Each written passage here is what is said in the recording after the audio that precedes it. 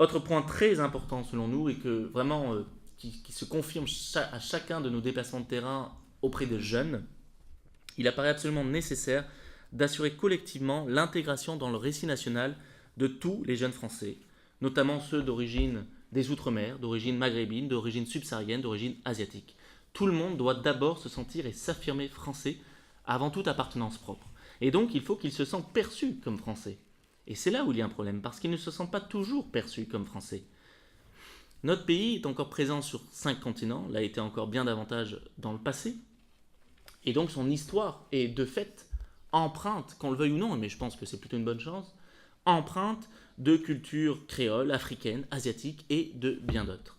Pourtant, très peu de jeunes, mais pas que des jeunes, vont connaître l'émir Abdelkader, Deo Ventry, Léopold Sédar Senghor, Henri Sidan Barom, etc.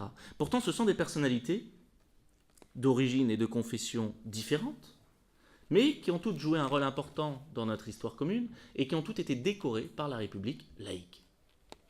La loi du 9 décembre 1905 a ancré notre République dans la filiation de la Déclaration des droits de l'homme et du citoyen de 1789. Elle ne fait plus de distinction entre ces citoyens. Elle ne sépare aucune majorité de minorité. Il n'y a pas de racines à opposer à d'autres. Il n'y a que des Français à égalité de droits et de devoirs, quelle que soit leur appartenance propre, leur conviction, leur éventuelle religion. En disant cela, on ne nie pas notre histoire ou les influences parfois très fortes qui l'ont traversée. Simplement, on tire les leçons de notre histoire pour ne pas faire de notre diversité une source de division violente, mais pour en faire une richesse, et ainsi pour faire nation. Et pour conclure, permettez-moi de rappeler, et là je reviens sur une discussion que nous avions eue avec Jean-Baptiste de Foucault, de rappeler que la laïcité c'est plus que la tolérance. Le pasteur et député Jean-Paul Rabot-Saint-Étienne, un des auteurs de la Déclaration des droits de l'homme et du citoyen, et en particulier de l'article 10, fondateur de la laïcité, disait en 1789 « La tolérance.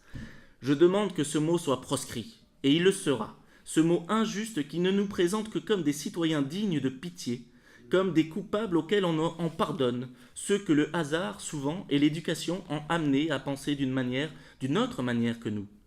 L'erreur n'est point un crime. Celui qui la professe la prend pour la vérité. Elle est la vérité pour lui. Il est obligé de la professer, et nul homme, nulle société n'a le droit de le lui défendre. Je vous remercie.